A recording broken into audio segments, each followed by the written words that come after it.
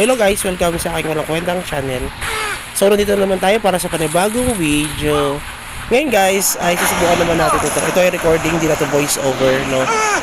So live itong record natin.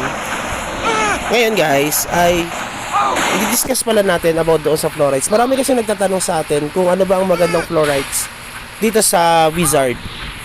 Pero sa akin, kahit naman na ako ay Grow Lancer before, or yung tayo ay Dark Lord, mas gugustuhin kong Fire Fluorides with Wind Fluorides. Yun talaga, kahit saan, yun ang gusto nating maging fluorides. Kasi bakit ba? Ayun na, bumili tayo ng ating Ice Fluorides, guys. So, ipa-explain ko sa inyo kung bakit yun, nag-come up tayo doon sa idea na tayo ay mag-Ice Fluorides with Wind. Okay? Kasi may apat yan eh. Yung water, wind, fire, at saka yung ice fluorides. Ang bala kasi natin gawin, guys, ay itong ice fluorides natin. Pag na level 12 natin yan, computation ko yan guys ha. Pag na level 12 natin yan, maglalaan lang tayo ng 12 slots, yung mga bilog na to. Yan. 12, maglalaan lang tayo ng 7 slots for wind fluorides. Okay? For wind, para sa defense. So, the rest of that slot is for for ice fluorides na. Pag na level 12 natin yun, may level 11 na ako. Dalawa na level 11 natin, guys. So, additional 143 na yung additional na damage sa atin, no?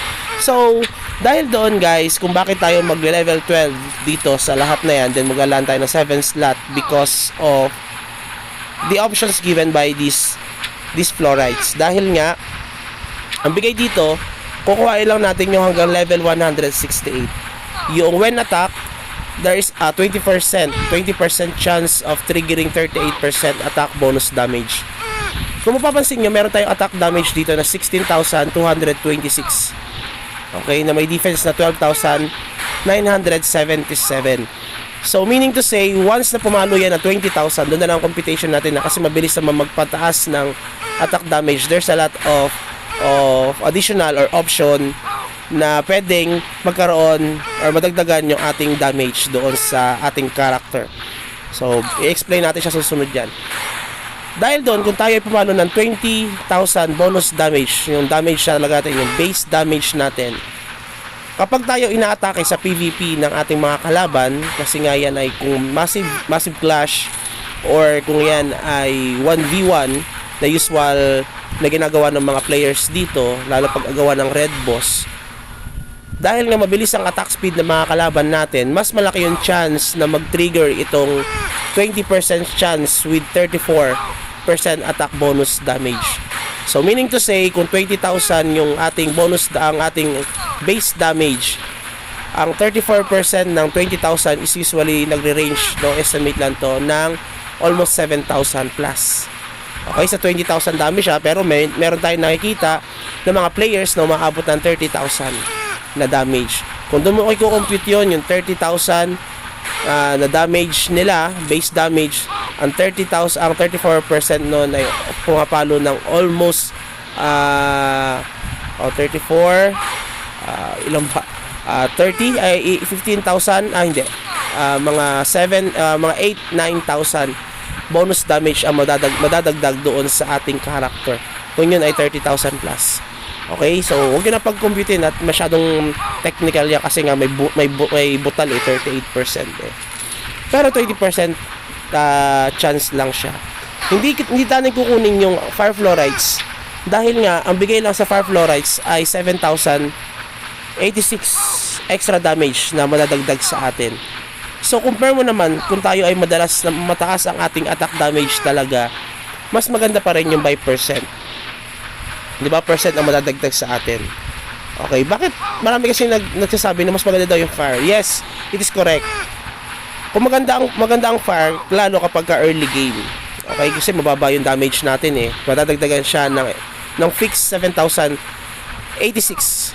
Pero, once na yan ay kumpleto na 12%, 12 slot lahat yan, no, lahat yan 12, level 12 na yan. In total niyan, ang additional damage lang na madadagdag sa atin ay 7,086. Pero hindi ka naman makakapag full level 12 dito sa character na ito eh. Sa level na to kami, bibihira pa lang yung naka level 1, level 12 all slots nitong ating Florites. Usually sila ay mayroong mga natitirang slots na kulang pa sa level 12. Okay? Pero syempre, iba pa rin yung mga spender o yung mga magagastos dito. Level 12 na din nila agad yan. Pero mas maganda pa rin ang Ice Fluorite dahil nga in a long game, long run, mas mataas na ang ating attack damage, and because of the percentage given by these Fluorites ay mas magiging mataas, mas magiging effective yung ating character dahil sa Ice Fluorites na yan. So bakit tayo maglalaan ng 7 slot for the Wind Fluorites? Because of the defense given by these Fluorites, yung 207 defense na ibibigay sa atin. Biruin mo, kung 207 yan, may 7 tayong slots, pumapalo yan ng 1,400. Okay, 7 slots at 200. So yun, mga ganun, no? 2, 4, 6, 8, 10, 12. So mga 1,400 additional defense sa atin. Okay? So dahil doon, mas kukunat tayo. Kung makunat na tayo because of this defense, additional defense, meron pa tayong ma-unlock na PVP reduction. Makukuha natin itong level 4 na yan, yung 84%, 84, level 84, or yung binibigay na PVP damage reduction na 6.81 PVP reduction. Makunat na tayo, tapos may reduction pa tayo sa kalaban natin, so mas matagal tayo sa PVP. Mas kukunat tayo eh. So ibig sabihin, kapag mas kumunat tayo, mas tatagal tayo sa laban, mas magti-trigger yung ating attack damage dahil when attack yung Ice Fluorites. So dahil doon, habang tumatagal yung laban, tumataas yung chance, tumataas yung yung magiging damage natin sa kalaban dahil by percent siya. Kaya kung mapapansin nyo, yung mga makukunat tulad nitong Magic Wizard na ito, nagti-trigger din yung when attack na yan dahil mataas ang defense natin, nagti-trigger pa rin yan kahit na yan ay miss yung damage sa atin. Okay, regardless yan, kahit miss yan, hindi tumama, or walang bawas sa atin, or kahit may bawas sa atin, nagti-trigger yung ating Ice Fluorites. Ganyan ka-effective yung Ice Fluorites. That is the reason why malaki masyado yung difference ng pricing nila dito sa Fire Fluorites and Ice Fluorites. Dahil in a long run, mas maganda ang Ice Fluorites. Okay, ulitin natin na para mas maging effective yung ating character in a long run, lalagyan natin ng lahat yan, level 12 na Ice Fluorites para ma-unlock itong ating level 168 na Ice Fluorites na with 20% chance of triggering 38 attack bonus damage. Tapos yung remaining 7 slots ay na intended for the Wind Fluorites para ma-unlock naman yung ating level 84 na may given option na PVP damage reduction by 6.81%. 81%. So yan yung kinagandahan ng combination ng Ice Fluorites at ng Wind Fluorites. So siguro kung umabot ka pala sa dulo ng video na ito, please consider like and subscribe sa ating channel.